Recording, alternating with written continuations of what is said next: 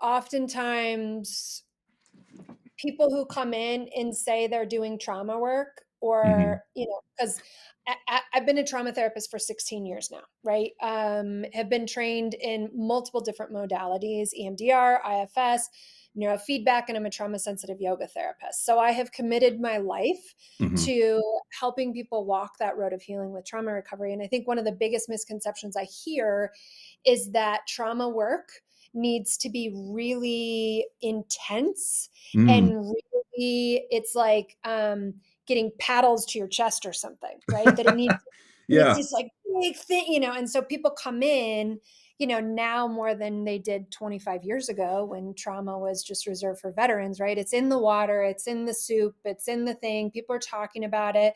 There's even some awareness, I think, of some of these modalities, but there's still this misperception that like trauma work must be intense Right. and you must come out of it hungover and a Right. place that is, and it's like that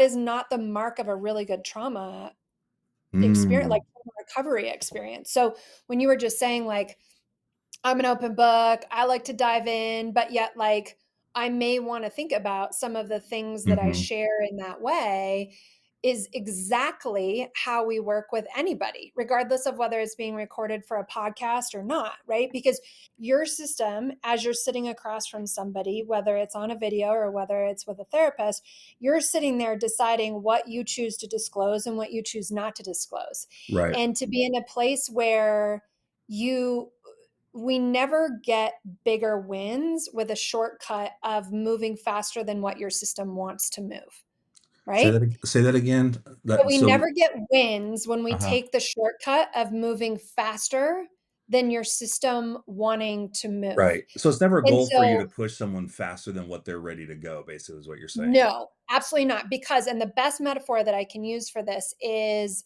the metaphor of the physical body, right? So, like when you think about a really good workout, right? A Mhm. really good workout, you're going to sweat.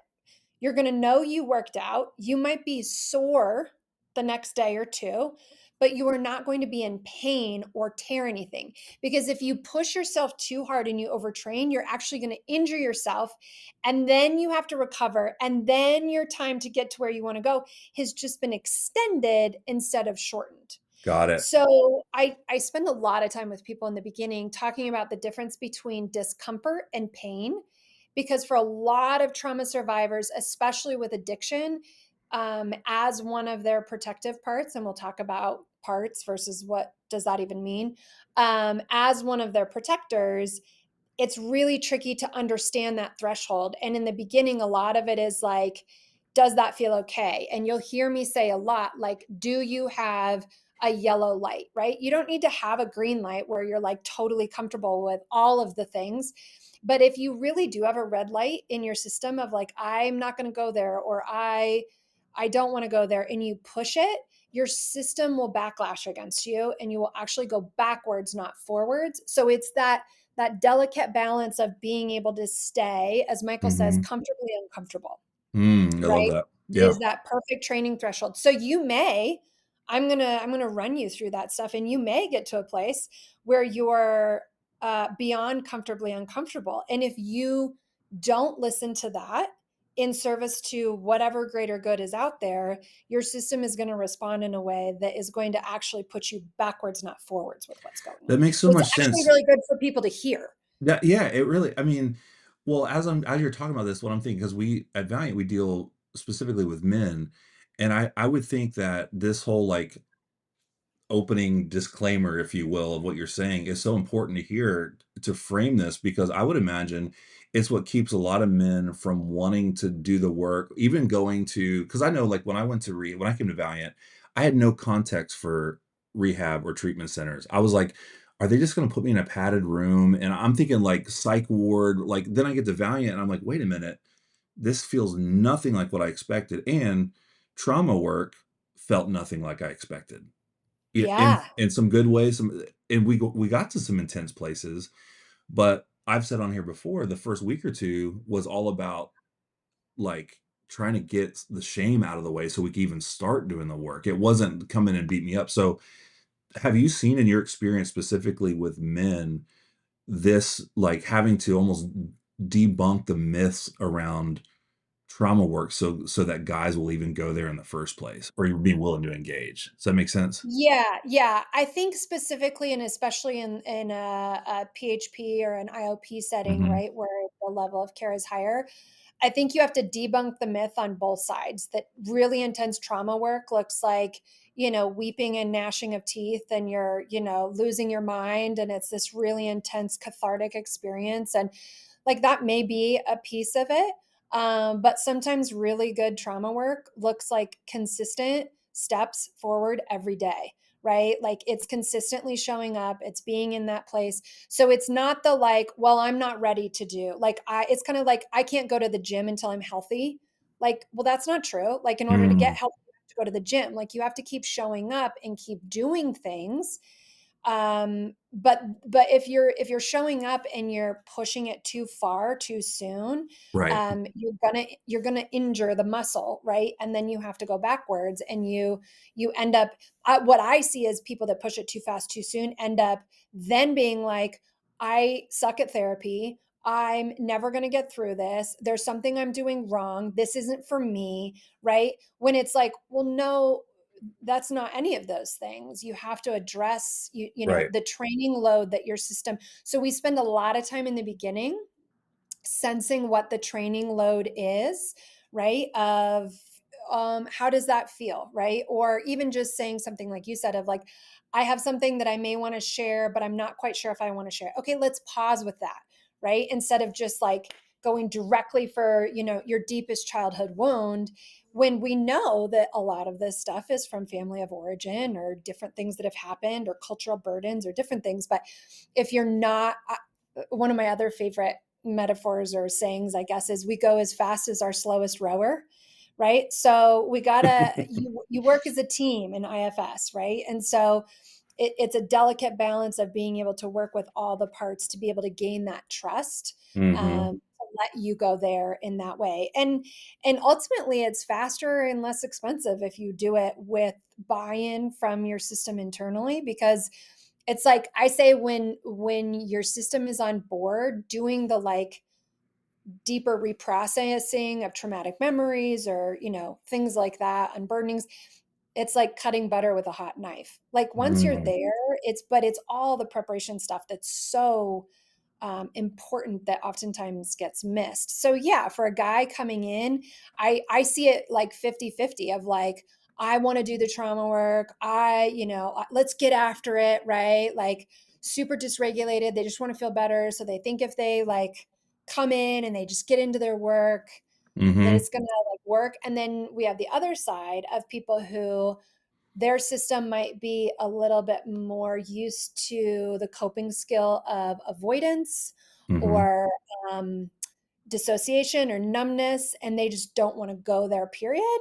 Right. And so then there's a different process of like helping them to go there, Right. right? Versus like helping them the other side of like, hey, let's wait and build some trust in the system before you go in like a bull in a china shop and try and get your Right. money's worth out of your trauma experience.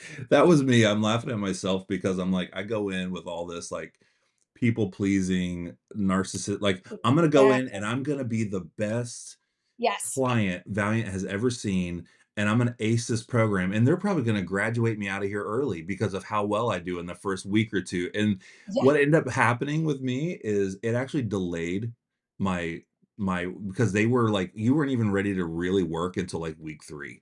So, like, Yeah. they were like, "Okay, now you're ready to start," but they had to break down all the, like, I'm gonna I came in with my homework assignments done early, I was just, like, all in it, and they're looking at me laughing like, "This guy, like, when is he Yeah. just gonna relax?" And because it's true, I mean, I'm 3 years into recovery, I feel like a baby still, I'm still Yeah. learning, I mean, real clunky, and especially with IFS stuff, I mean, there is stuff even now, like, even this last weekend that is still coming up, and I'm learning. So it would be foolish, like you said, for me to try to rush the process and to, like, check the box, if you will, because it just feels like it just keeps coming. The more we do the work and the more we learn about ourselves, the more we grow. And so it's like to allow someone with my personality, allow me just to be patient with the process and say, hey, in 20 years from now, I'm probably going to have another aha moment that's going to draw me closer to, more healing. And so I love that you're giving us permission to go at whatever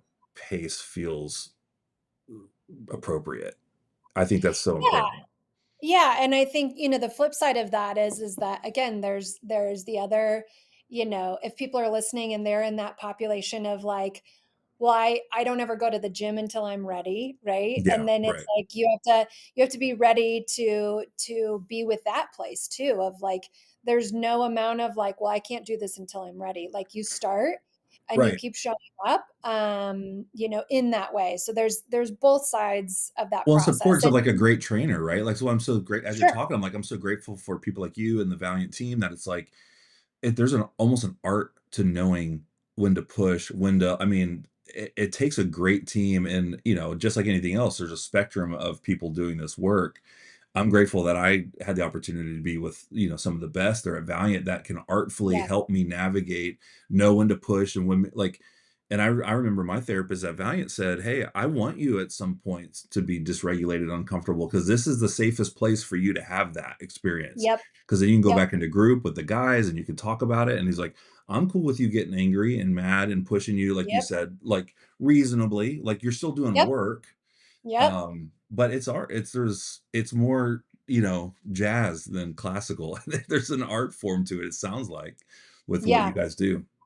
Yeah, there is an art form to it, and, being able to understand that from a trauma-focused perspective, I think gives Valiant and, people who are in that community a little bit more of a heads up on how to be, in Sure. that place and work from that. And yeah, I think that I say to people all the time, right? Because time is money, right? And so Mhm. people are spending their most valuable resource coming to do treatment, whether it's, through 90 days of Valiant or, long-term work with me in my private practice or whatever it is.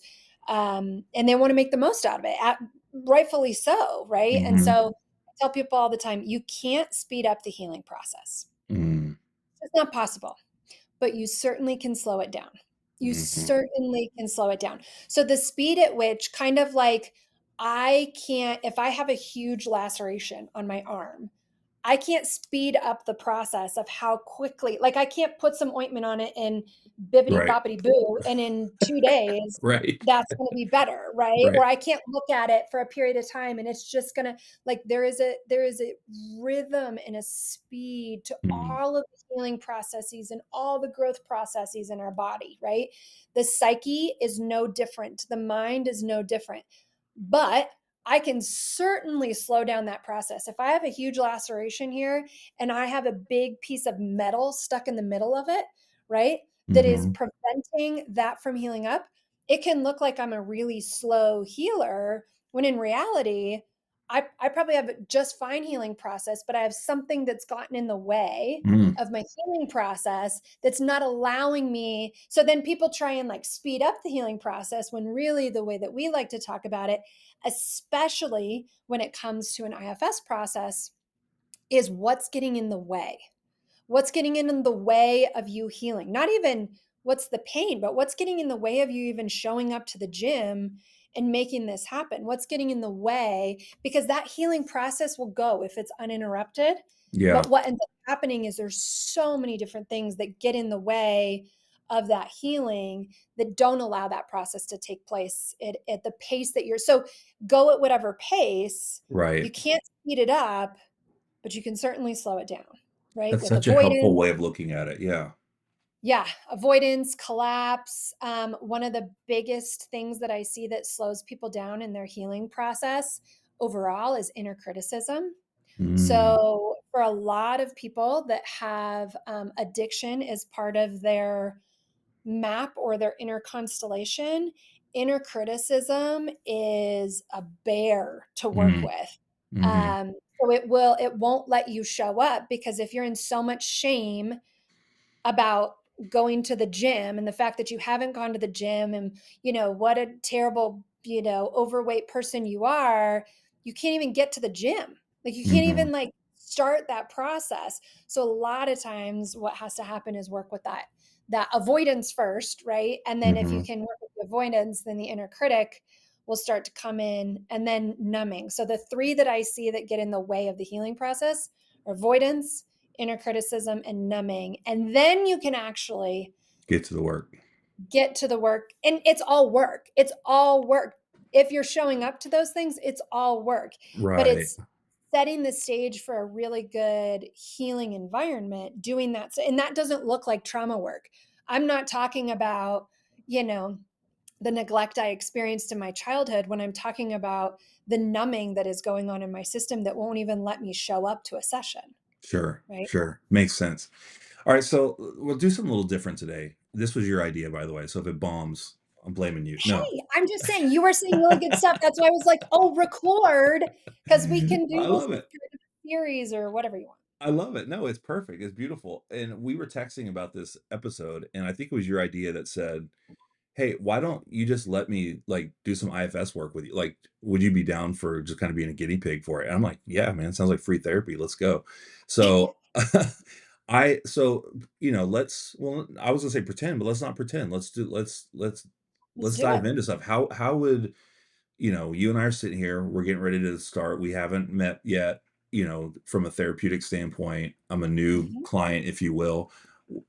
How do we start this process? It's great. I love that you're coming in from this process. And just to give it a little context, when you were like, "What should we do?" I don't think healing is that complicated, which is probably going to get a lot of eye rolls from people, right? It's not, there's not like, it's the hardest, easiest thing on the planet to do.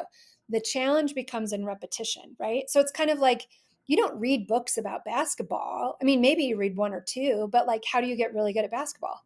Yeah, Right? You get reps. really good. And it's not that complicated of a sport, right? Mhm, Like mhm. you've got a basket on one end, a basket on the other, five guys on the court, and you're trying to Mhm. get the ball into the basket on the other side, Right. right? Right. So there's nuances and things, but when we think about, I think healing and trauma recovery can be this like big black box on a certain level. And it's like a lot of it is just repetition, right?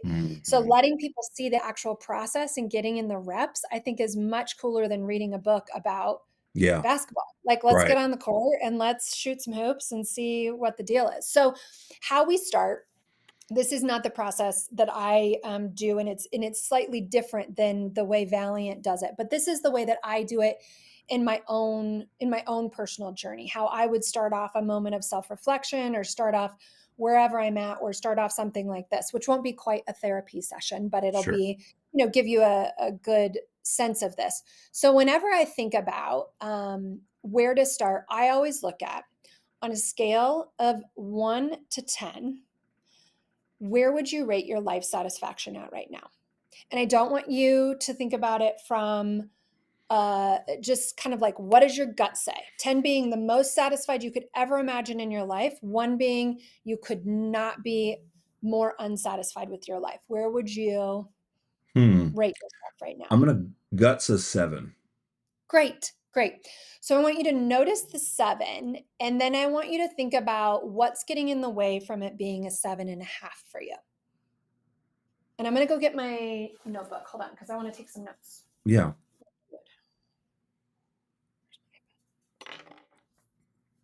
So think about that while I get my notepad. Alright. Do you want people as when I'm doing this, do you want people to kind of be going through this as well, or do you want them just, like, listening, observing how you're doing this? Like, do you want them I think asking they themselves the same probably question? listen, observe.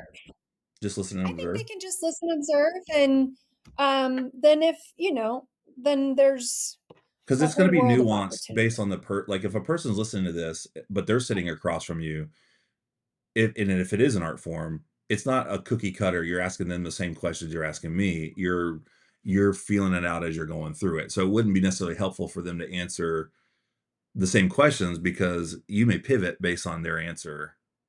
Like, if someone said 2. Well, I'll pivot what comes next, but like when I did my morning pages this morning, Mhm. I'd write my life satisfaction score at the top. Like, where am I at today? And what's Oh, getting in the way of that gotcha. next thing? So it's a question I ask myself and I ask my clients often. So when I'm putting together a trauma focused treatment plan, you can get into a lot of the weeds of like PHQ-9s and this and that. And I do all of those things, like all the clinical assessments. But what really seems to focus in and get people moving in the direction they want to go to is where is their life satisfaction? And then what's getting in the way of the half step above it? Such a great question. You said 7. I said What's 7. That getting was in the my gut way? response. What's getting in the way of it being a 7.5? I would say, and you want me to not overthink this too much, right? Because I Don't will. overthink You it. just Just want be me to, you. okay. I think pace is what comes to mind. I think Okay. So tell there me more. yeah, I think there's a certain pace that I've been keeping that is in conflict with the way of recovery and the way of life that I'm wanting to live at a slower, more peaceful, more integrated and connected place. So I think and there are changes that I'm currently making, so I feel like in this in between right now, but I would say if I'm looking back over the last 6 months, not looking to the next, month or 3 months, I would say the overall pace of life and business and raising kids and all that has the tension and the gap from getting to where I want to be is feeling a little stuck. And I show up as a 7 on the Enneagram too. So being trapped or stuck Okay. is like super painful for me. So this idea of Totally. like I'm stuck and I have to do this certain thing to keep all the plates spinning, but it's in Mhm. conflict with like what I've learned at Valiant and the way I want to live my life slower, more and more present. Yeah. Yep. Okay. Um,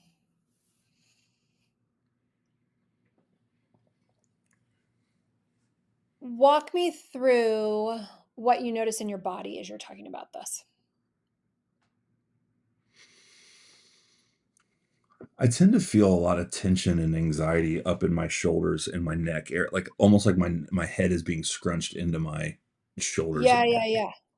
It's Okay. like I almost want to just like stretch out and, loosen my shoulders a little bit when I start thinking Totally. about the stress and pressure and anxiety. I almost feel like I'm balling up in my Yep. neck and shoulders area. I feel that in my Yeah. body. I also feel Okay. a little in my chest, like a rising in my chest, and I think that's an anxiety. Well, I don't need to diagnose it. That's for you. But I feel a rising up in up in my chest a little bit. Yeah. Good. Good. So, thinking about the pace of your life and that topic or subject, if you will, Yeah, are there any fears or concerns with you bringing some more self awareness to that area of your life right now?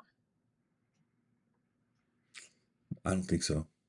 So it's kind of like a break check, right? Where it's like, oh, because sometimes what can come up, this one's it's not like your greatest, life trauma or anything, but sometimes when that's that gate check, right? Of like, okay, so no fears or concerns. So what I would say then is that as we continue on in the session today, you're going to have a couple options. So if we use the pace of your life as Mhm, the target, mhm, or I would say in other forms, they call it the trigger. Some people don't like that word.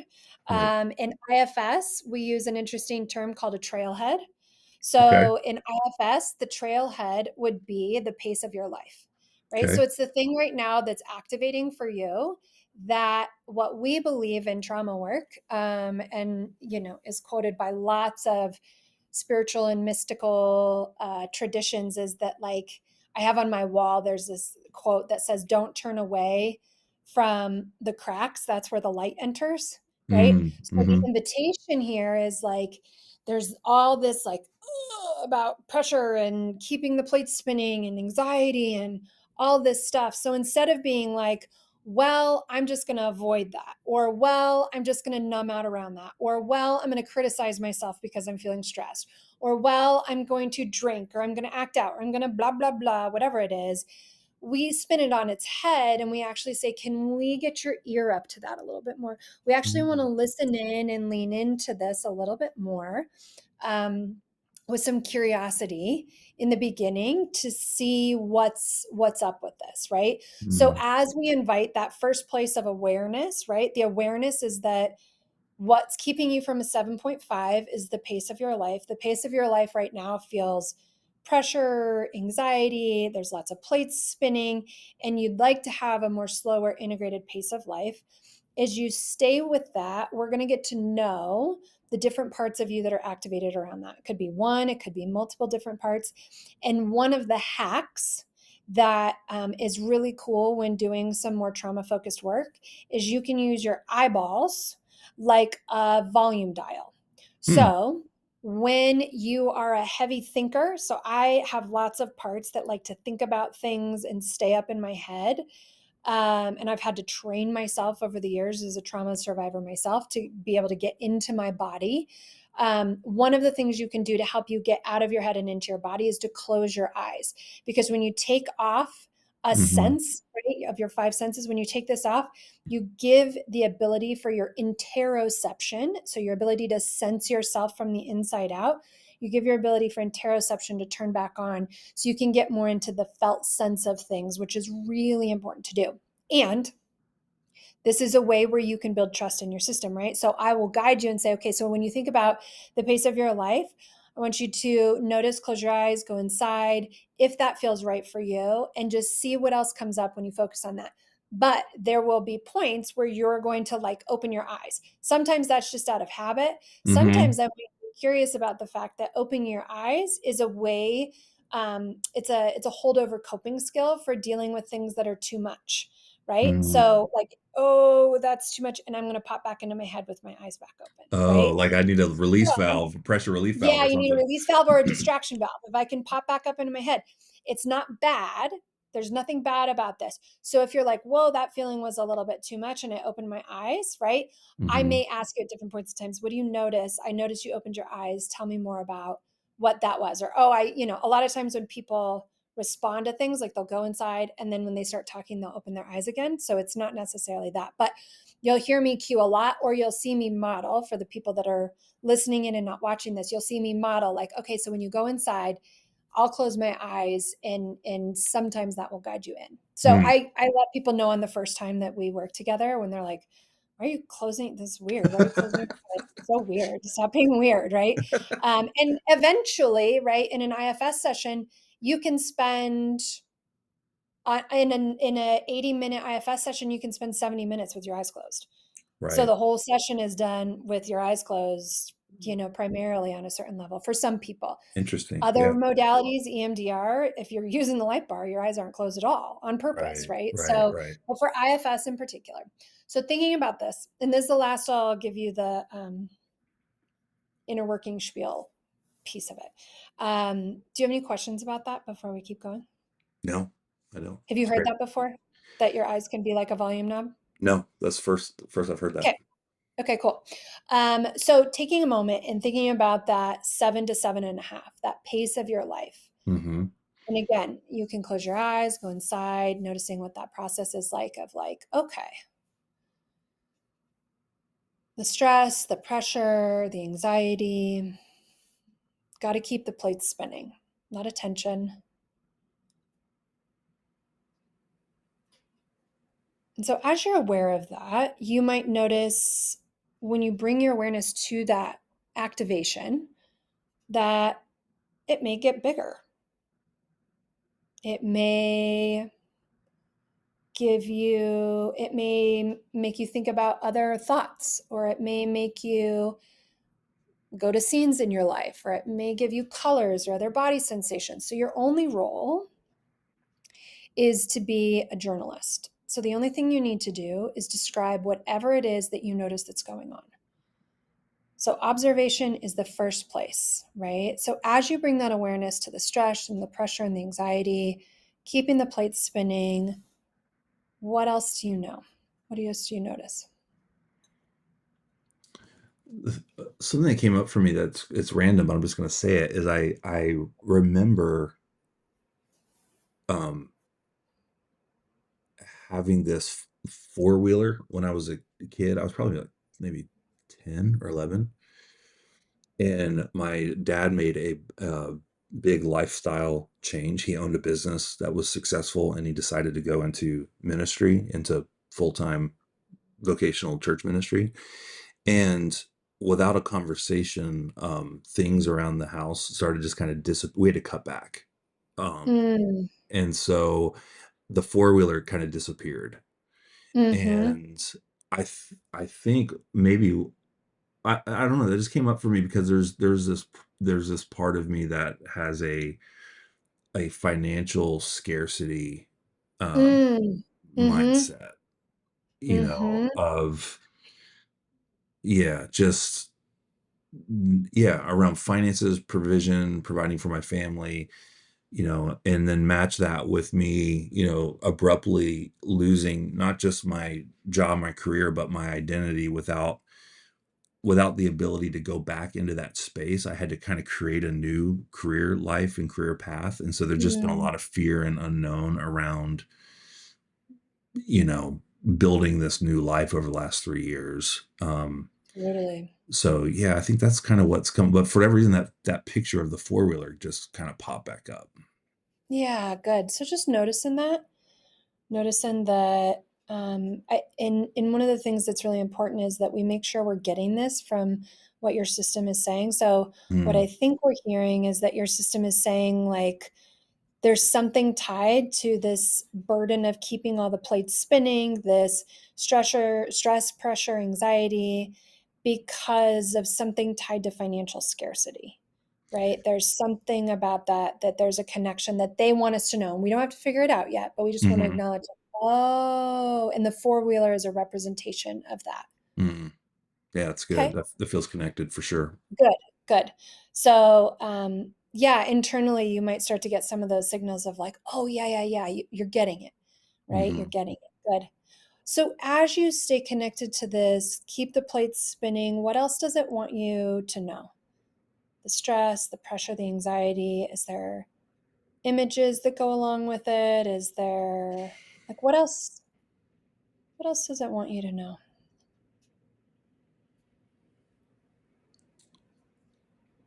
hmm.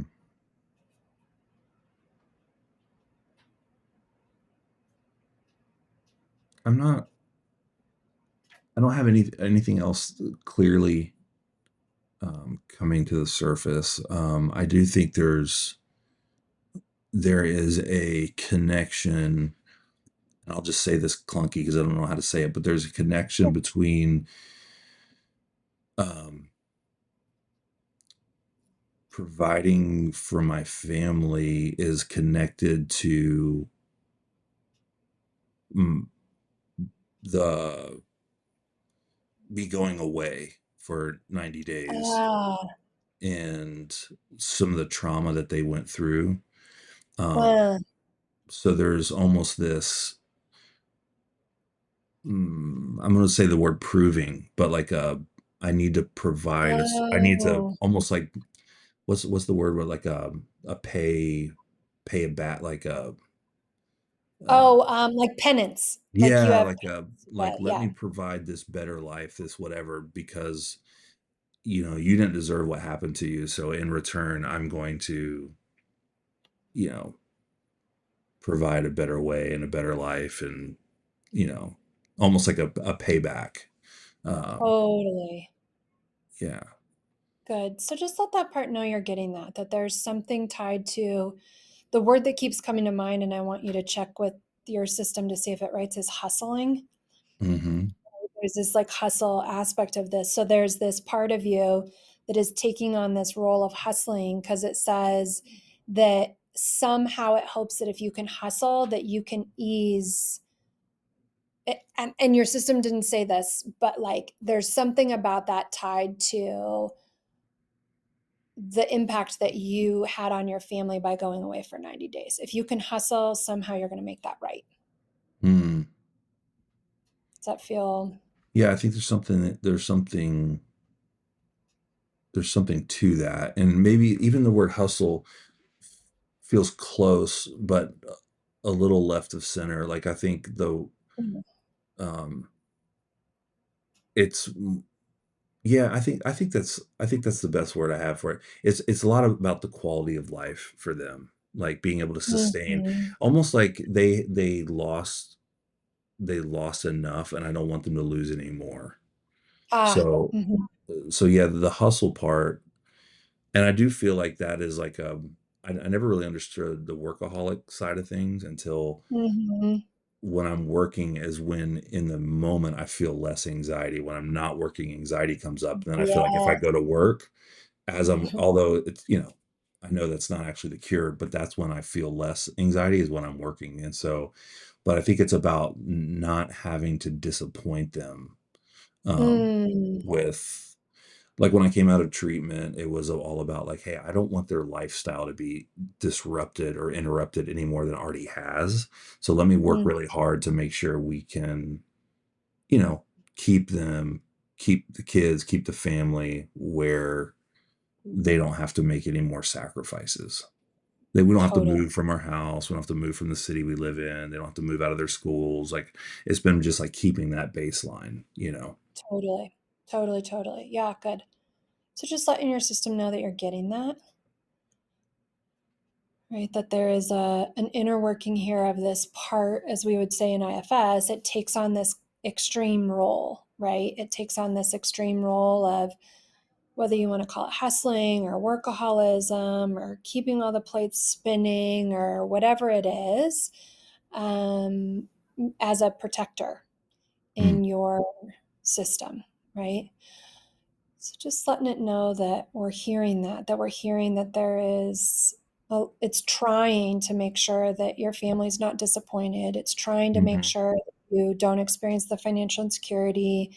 It's trying to make sure maybe you're not trapped in some sort of way, right? mhm, mhm. No, And that, keeping them from pain, I think that's a big one. Like, I've noticed in the right, last 3 years, like, even telling my kids no has been hard for me, um, right, because anything that I just don't wanna disappoint them or cause, quote, unquote, "any more pain or disappointment." right. Because if there was more pain or disappointment, what does that bring up in you? If there's pain and disappointment, and I want you to do a gut check. We have Yeah. to have a yellow light for this one of like, because this is a little bit deeper of like, if there's pain and disappointment in them, what does that mean about you? Well, it's for sure the shame of, you Totally. know the wanting to be a good dad, wanting to be a good husband, feeling like dropping the ball on that big time, and, Yeah. you know, now it's, you know yeah, I think it's just trying to keep them from experiencing more of that pain and the shame that comes up for me of like, man, I don't want to I know that you know, cause a lot of trauma, a lot of hurt, Yeah. and I don't wanna Yeah. cause any more. Sure. Even if I in my rational brain, I know, like, that some of the decisions are for their own good, as parents have to Sure. make this That's like, right. you probably shouldn't That's right. have that, Snickers bar at midnight, Right, right, right. but it still feels like it's difficult for me to experience their, like, sadness because it feels Yeah. like a direct reflection, on my ability to provide for them emotionally what they need. Right. Well, and I think the place that we have the opportunity, and men don't like this word Mhm, traditionally, but I'm going to use it anyway, because this is really oftentimes where a lot of the important work for men becomes is that we have an opportunity to be really kind and tender here. mhm, Because what ultimately is coming up for you is the fact that when your kids are disappointed, it's triggering your shame. So the mhm, part of you that feels like a disappointment, maybe, or mhm, the part of you that, so it works really hard because we, of course, don't want your children to be upset or to harm them further. But really, what this part is protecting in you is the part of you that may be holding on to that experience of you are a disappointment. mhm. And you are bad, you are unlovable, you're a failure, whatever the, flavor is of Sure. that. So being kind to the fact that like, oh, okay, so why don't you want that to happen? Well, because ultimately, if they're disappointed, the way that the trauma cycle is stuck in your system is that if they're disappointed, you're bad, Mm. Yeah. right? Right, right. Yeah, that definitely resonates. Yeah, so just being really kind to that, just noticing that. And as we're talking about this, you might notice that There's some body sensations that are attached to that. I know my shame in my system has a very distinct signature. Hmm. Um, so just kind of checking in and seeing how the system is with even us talking about this right now. Are there fears or concerns with us even talking about the shame or the disappointment? Yeah, I mean, I think just I mean, I notice I'm definitely fighting to keep my like, that pressure Yep. Yep. release, That's like you were okay. talking about, That's okay. like, staying in it and not wanting to give myself, an out, and knowing that I can take it if I need it, but That's right. wanting to, like, stay in and, stay connected to it. I definitely am noticing that, you know? Yeah. What are their fears or concerns if about being with that shame? Because we have kind of a Mm. common top three or four, and I wonder if any of those fit for you. Like, what are the fears or concerns if you were to be with that shame? Well, I think a common one for me is the idea that if people really knew me, they wouldn't love me. I think Sure. that's a Sure. pretty, like, common thread in my story. Um, Yeah. Yeah. just growing up on stages, but also stages connected to morality. Sure. Sure. So Sure. it's like Sure. it's Sure. one thing Sure. to be I don't know, to be a rock star and your whole shtick is I'm a badass and I don't care what people think. It's Yeah. another Yeah. thing to be like in the church world and you're on stages and propped up as an example. So Yep. it's like, oh, if I'm actually just like everyone else and in some areas worse, some areas better, some areas worse. I mean, it's like, but if they do, I have to project this certain image for them Yeah. to continue to see me as I need to be seen to operate in this like leadership role or capacity. And that was even as a kid that started. Yeah. And then it obviously Yeah. went into a vocation and job and all that kind of stuff. But I Right. think that's the thread is like from a young age thinking um, it's more of a put on than Yeah. the real me showing up or the me on the days that I wanted to get up on stage and be like, I'm just not feeling this at all today. Or I don't even know if I Yeah. believe this today or whatever. And feeling like, well, you can't say that. Get up and Right. just, do the thing. Right. Right. So there's a hesitation to even look at the shame because the system is giving you the message that like if you look at it then other people will know and then you're really screwed because then people will really know the things that are there and then you won't be lovable. And I really appreciate you saying that because in our society and for men especially this idea of being lovable people think is like a nice to have, not an actual survival threat. Mm, hmm. So our top four survival threats are love, belonging, safety, and being seen. And so not being lovable, not having a place to belong is a survival threat as same as not having food, water, or shelter. Interesting. And Yeah. so this idea that your system's like, no, no, no, no, no, don't go there. Don't look at the shame. Don't be in that place because if you do, people will really see, right? So we got to Mm. avoid, we got to not look at it. So just see if you can bring your awareness to this one that wants you to avoid. See if you can kind of shift your awareness to that. Yeah. As you're talking, just making the connection with even with the kids it's about I think it's about that, like the fear of not being loved. Because I think going back to, a part of the process at Valiant that's really, to use Brene Brown's term, I think it was her term, Yeah. the brutal and beautiful Yeah. process of Yep. impact Beautiful. letters. And so my kids all wrote me an impact letter when I was there, and that's part of the process. And so Totally. going from not knowing, especially with some of my kids, whether they were ever going to love or receive or accept me again, Sure. to where I'm at today, which is, a really, you know, amazing, honest connection with my kids, better than it's ever been before. But I think that's, um, I shouldn't say I think different than it's ever been before. I shouldn't, I don't want to Right. use better or worse language, but we're definitely in a really good spot. But I think that fear is if I disappoint them, that's the shame that comes up around them Sure. loving me. Like I want my kids to love Absolutely. me, you know. Absolutely. Absolutely. Um, which I don't know that Absolutely. I've made that connection as clearly until now of like, man, I don't want to disappoint them because will they love me if I make them upset, you know? Yeah, and I think that that's I mean, we all want our kids, you know, as a parent myself, we want our kids to love us, we want our spouses to love us, we want to belong to a tribe, that's necessary, right? Like, Hmm, we hmm, need to be in that pack, and so, you know, it's not a negotiable to belong, whether that's to your family, whether that's to so that desire is not wrong, it's just it's kind of more the smoke not the fire, right? hmm, So the bigger thing is this part of you that still believes that you're unlovable, hmm, that hmm. you're a disappointment, that you're those types of things, right? And the way that you stay away from that is making sure your kids never ever feel disappointed, or that you work really Right, hard, or that you drink a ton, or you look at porn, or you know what right, I'm saying? Like right, whatever right, it is.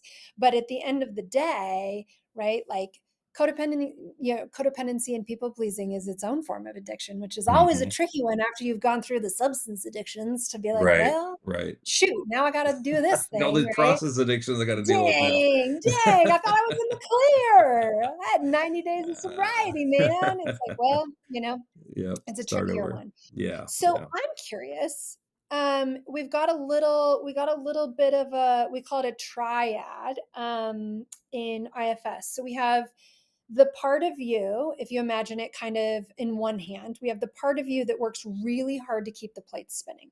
That's Hmm. like, we really want to, we've got to keep it all going. We've got to do all these things because it's afraid if you don't keep all the plates go spinning in a million miles an hour, what is it afraid will happen if it doesn't keep the plates spinning? Say that differently. So you have this part of you that's doing all this, keeping the plates spinning Yeah. business, right? Yeah. Stress, Yeah. anxiety, pressure. Okay. What is it afraid? And you can just ask it directly. That's the fun thing about IFS. You can just ask these parts directly. Like, what is it afraid would happen if it stopped keeping all the plates spinning? Hmm. Like, if I had a magical potion that I could give you through the interwebs right now, and I was like, Hmm. whatever you do, if you drink this potion, you can't keep the plates spinning. What is it afraid will happen? If the plates drop. Yeah. Or if they just, that one can't keep them spinning anymore. Hmm. It feels like, if I'm understanding the question, I feel like if the plates were to stop spinning, well, a couple different things. It feels like uh, exhale, like peace, like man, that's Mhm. so nice not to keep all those plates spinning.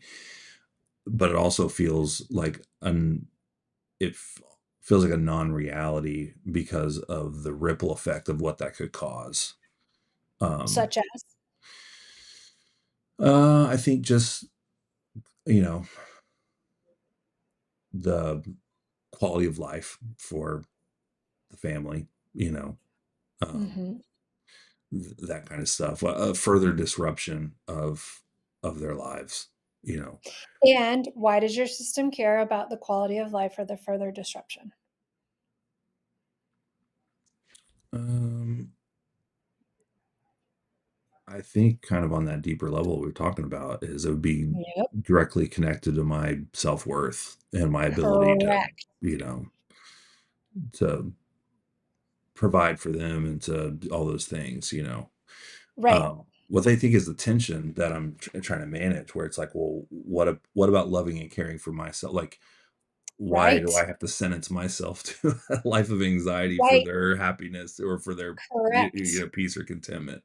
I'm like, do I also Yes. get to have peace and contentment, or is it, Absolutely. um, Absolutely. No, I love that. And you've just drawn, you know, it's not a like quite A to B, but it's like A yeah, to B to C to D to ultimately the fire, right? Which hmm, is this part of you is keeping all the plates spinning because ultimately it's afraid that if it doesn't, you are going to be a disappointment, Mm, mhm. right? And that you are going to be unlovable. Right. So it goes through the like kind of cul-de-sac of like, well, but the kids won't have their quality of life and they'll be a disappointed. It's like, well, why does your system care about that? Well, it cares about that because if they're disappointed, the hook in is if they're disappointed, you're a disappointment, right? That's where the trauma shame piece gets brought into that. Mhm. Um, and that can, we won't have time for that today or maybe even on this podcast, but something to hold very tenderly of like, that might go back decades of like how it came to be that if other people are disappointed in you, that means you're a disappointment because that's not Mhm. necessarily true, right? Oh, yeah, that's definitely, That's deep. Yeah, that's a bit. So yeah. you can just be like, "Whoa, okay, there's that guy," right? Well, It no, I mean, brings I up think two that came things. up a lot during treatment for sure because Yeah. we had several, and I'll just mention this briefly. We had several instances as a kid that were very, very traumatic for me, where in the church world you call them church splits, but it were directly related in my mind. And again, this is after doing work on it. The performance of our family or the lack thereof caused people to Yes. leave. So it Yes. was, if we performed better, then people wouldn't leave. So I Correct. adopted that mentality like, man, it's a Yes. direct connection, or it's directly related to my performance. People's The way they perceive me, treat me, love me, or even like stay with me. A Um, 1000%. so yeah, that's a deep one for me. And I want to pause for a moment because I Mhm. think that the people that are listening to this, everybody comes in with their flavor of dysfunction or parts or whatever, Yeah. whatever. Like at the end of the day, the idea that we are only valuable if someone tells us so, Mm, mhm, or that mhm, if somebody is disappointed in us, that means we are a disappointment, mhm. right? That is a universal pain that I am sure millions and millions and millions of people can resonate with of like, Sure.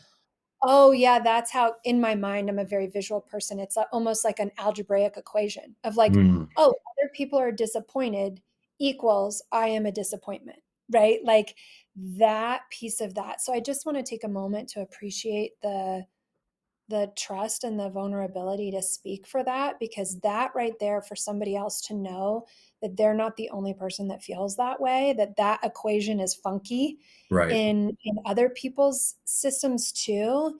It's like, wow. And when you gut check that with like what you believe for other people or what you believe for your children, right? You would never Mhm. be like, well, I'm disappointed in you, therefore you're a disappointment, right? You would Right. be like, Right, right. well, I'm frustrated, but I still love you to pieces, and I still Right. think you're amazing, and right? Sure. So all these things, all these contracts that get signed in our system Mhm. don't apply to anybody else when it comes to some of those things, right? So true. That's so true. So true, right?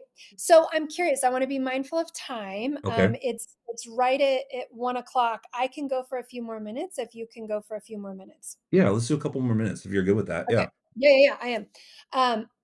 So I want you to bring your awareness back to this big, huge protector that keeps all the plates spinning, Okay. right?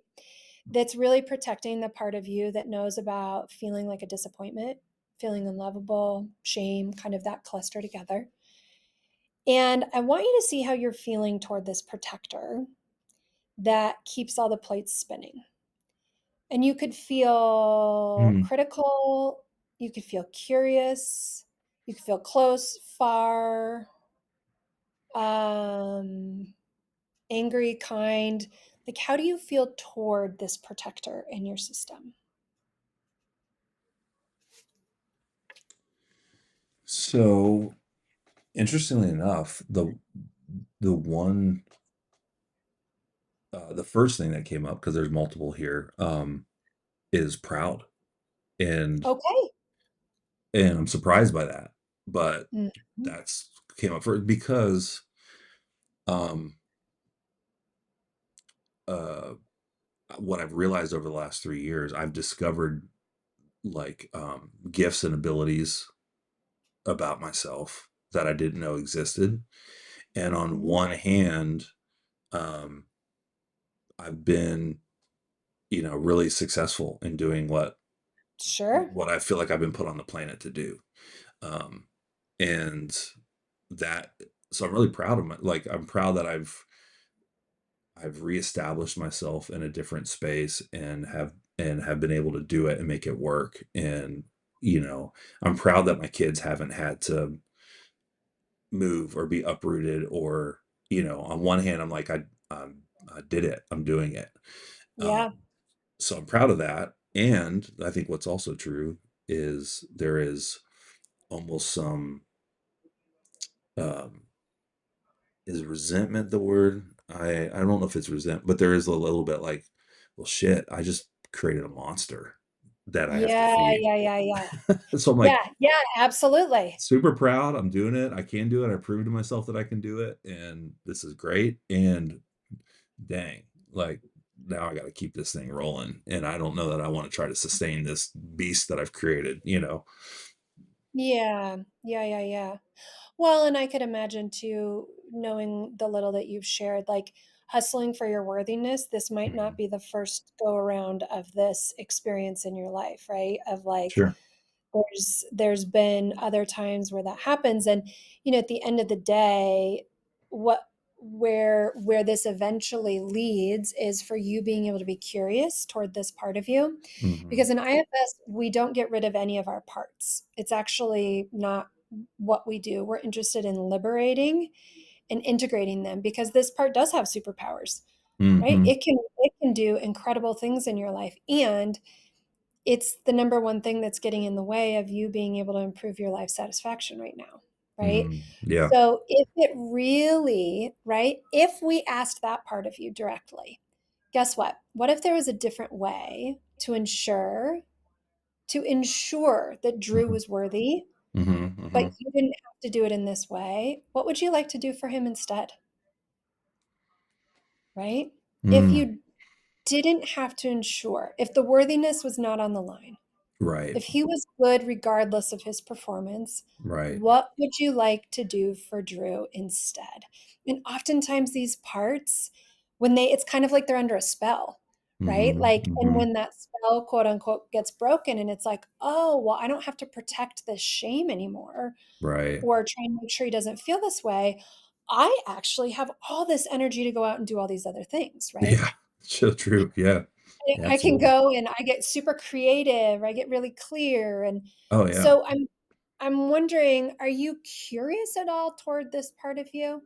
Just that non-judgmental interest. Oh, yeah. Yeah, Okay, definitely. okay. How do you feel that in or around your body? Because we're gonna talk about the last player on the board that's Mm. arguably the most player on the board, the most I think important.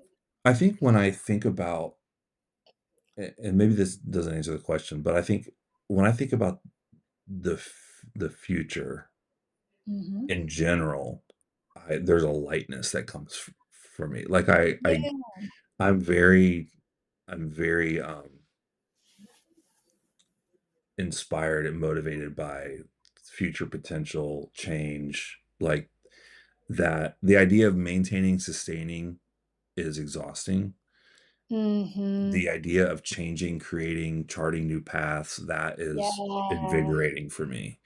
Um, and so I definitely get inspired by being, like you were saying, being curious, and then, okay, so Mhm. what does that look like, and what do we need to do to make those changes? And so that part doesn't scare me at all. I'm actually way more terrified of staying the same than I am of changing the future. Totally. So if I were to summarize what I heard you just say, curiosity is actually like a big engine for you. Oh, I'm so like we Feels, were just yeah. Do you hear what you just, like, your tone of oh voice was like, man, oh my yes, gosh, I love being curious of I like, love what it. if, what if, what if, what if, right? Well, if It's I this have if I have a beautiful leader or place. someone comes to me and says, "I've got an idea," like that's I tell my leaders all the time, that's Right. before I even know what it is, that's my favorite thing I love. Like, Mhm. if Deneen says, "Hey, I got this idea," I almost wanna stop him and be like, "I'm so excited for what you're about to say." I don't even know what it is, but I just love like, Right. something in me comes alive with new Right. and, to probably to a fault, like, that I need to be able to, like, you know, bring some consistency, but still, yeah, I was gone on fall break last week, and when I'm out of the grind and I'm curious and I'm dreaming and I'm thinking like, to me, I'm just like my soul is alive for sure. Yes. What does it feel like in your body when your soul is alive? I mean, definitely a lot. They're a lot lighter, but there's an Light. energy. There's a there's a hopefulness and Yes. yeah, yeah, I don't really even know the words beyond that, but there's just like a I think it's the we were at Disney yesterday, and so there was a shirt that I wanted to buy, and it was Tigger. It was a Tigger jersey, and Yeah. to me, that's my sevenness when I'm like Yeah, in the yeah. flow and in the yeah, in the flow of me being in the exact spot I need to be at the right time, doing the thing that I've been put on the planet to do and that I Right. know I'm good at. And when I'm doing those things, it's almost like a Tigger energy. It's like I Totally. feel bouncy and lighter and all those, as opposed to being heavy and weighed down. Totally. Totally, totally. So that was a beautiful, description of what we would call self-energy in IFS. Okay. So this is the core of who you are. It is like the sun, right? Mm, So if the sun is still shining, you still have your self energy. It cannot be created, it cannot be destroyed, but it can certainly be covered up, right? So in the middle of the night, we don't see the sun. It doesn't mean the sun is dead, it just means that the earth is getting in the way of us being able to access it, right? right. So when we think about, reps, starting to make your way into the rest of your day today, one of the things that I think could be really interesting for you to hold in this like 1 to 2% kind of your edge here is the fact that that self energy is who you really are. And anything that Interesting. gets in the way of that are the things that we really look at, right? And so being able to link in that energy with this part of you, right? Because if we were to ask this part that works really hard how it feels toward your highest wisest self, which is Hmm. what you just described, what's the sense you get? Does it even know that that exists? Everything you just described of like soul is alive, light, energy, Oh yeah. hopefulness, flow, is it aware of that energy inside you? Yeah. Oh yeah. How does it feel towards that being your highest wisest self? This part of you that does this, I have to keep the plates spinning. Um, say that again. Unpack that differently for me so I can Yeah, yeah. understand. So, we're getting a relationship between your highest, wisest self and this Uh-huh. protector that keeps the plate spinning. So the self So energy versus the you protector yeah, manager over versus the here. Yep. highest, wisest self. Yep. Yep. Okay. So there's a little bit of self energy on board toward Mhm. this protector. And I was curious to kind of just test the waters and see if this protector can sense you at all. This highest, wisest self that you just talked about. Yeah, I mean, I think the protector side I think it goes back to the trapped stuff. Like, I feel like Yeah, because I feel it, like, I feel it when like, I know when I'm doing the things, I'm like, "Oh, this is it. This is the" like, I think there's a sense of duty for the protector side, but sure. even that I think that protector side is wanting to be freed of that. Yes.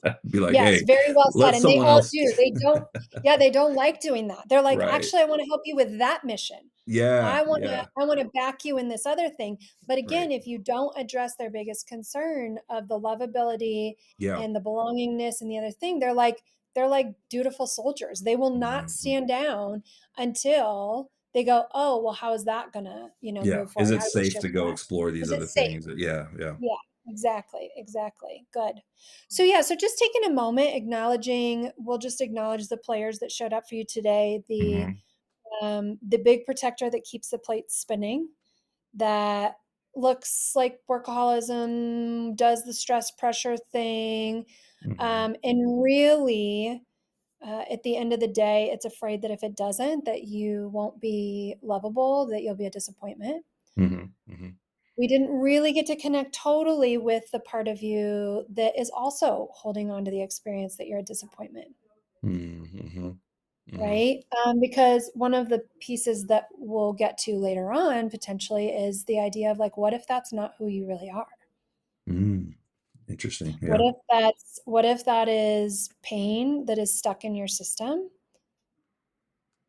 Because who you are is that core self energy. There is a part of you that does believe and will tell us, fight us tooth and nail that you're a disappointment, but that is part of the pain that is stuck in the system, right? So Yeah. we didn't really directly interact. We kind of spoke around it, but directly interact with the part that knows about the shame and the disappointment.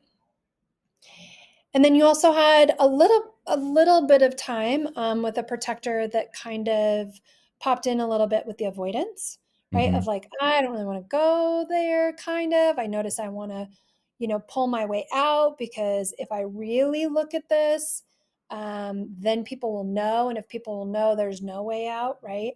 So mhm, that mhm, protector that again is helping you avoid this so that you don't feel shame and disappointment, right? mhm, So you've the avoidance on one side, the working really hard on the other side, and then at the bottom of the diamond would be the pain of like, I'm a disappointment.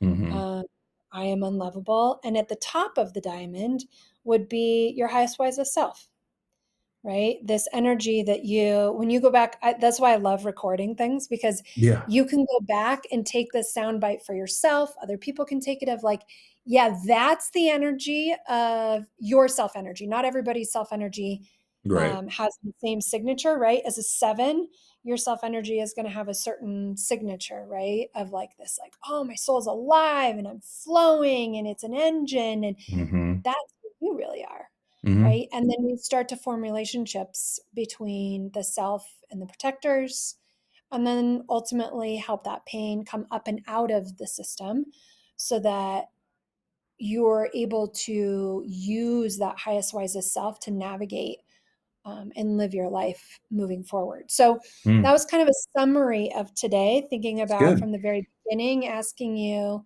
from 7 to 7.5, what's getting in the way of that? You said the pace. So I'm Mhm, curious, this is another misconception. People think again, they change overnight. Um, the cognitive neuroscience tells us that we can really only tolerate about 2 or 3% outside of our current operating system. So, what's the like 1 or 2% that you want to take with you, hmm. or something you want to practice between now and the next time that we meet?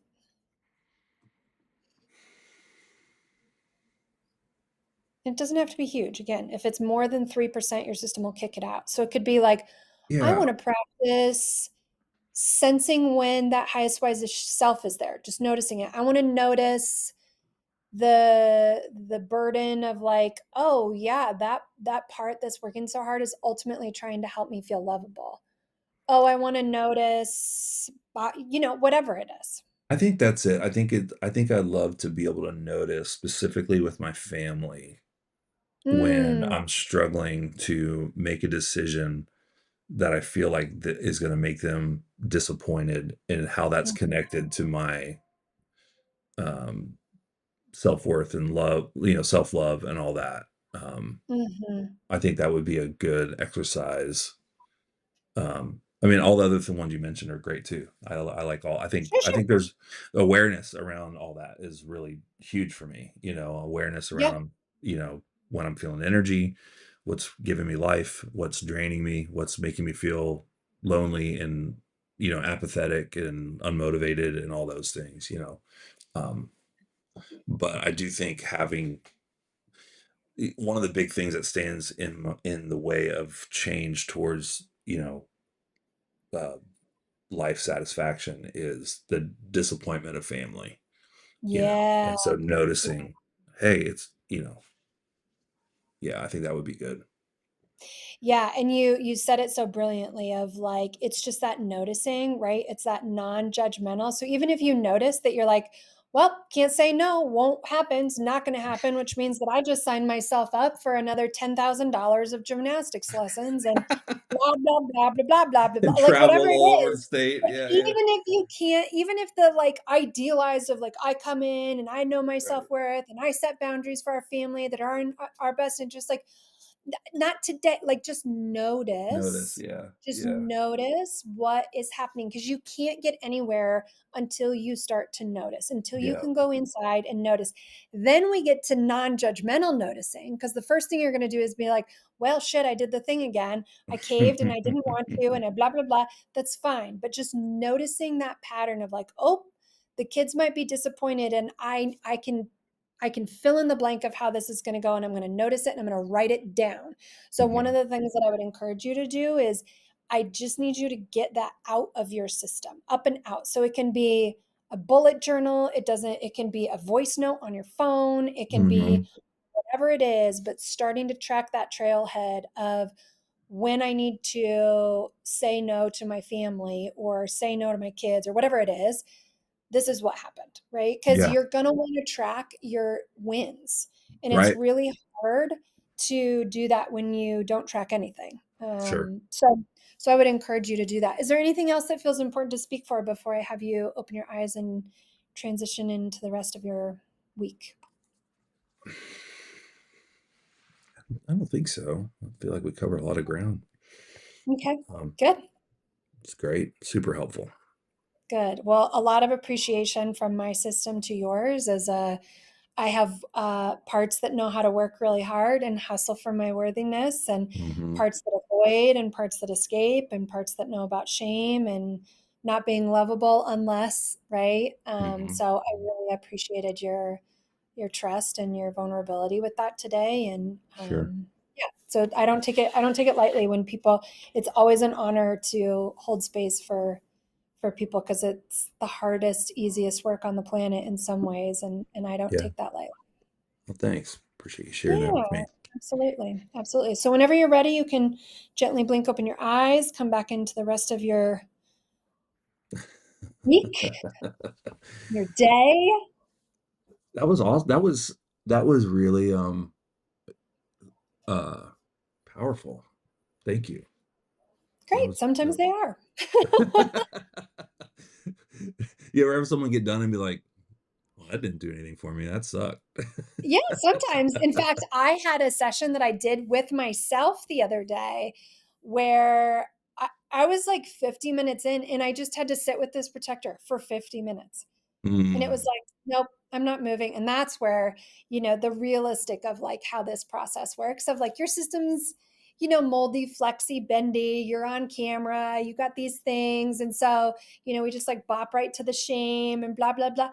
right. And that's when you really get into building trust in your system, and it really does know that if it says no, you stop and you listen. Like, I have sat for long periods of times with just a protector that Yeah. wants to be with for the whole session of Wow. like, "No, you're not going anywhere at Right. all." Like, you Right. need to sit, like, I had one that was face down in the dirt that was like, "You just need to come lay with me in the dirt. Wow. You're not going anywhere." And it was Wow. months. Every time I checked in, it was the same thing. And I was like, Incredible.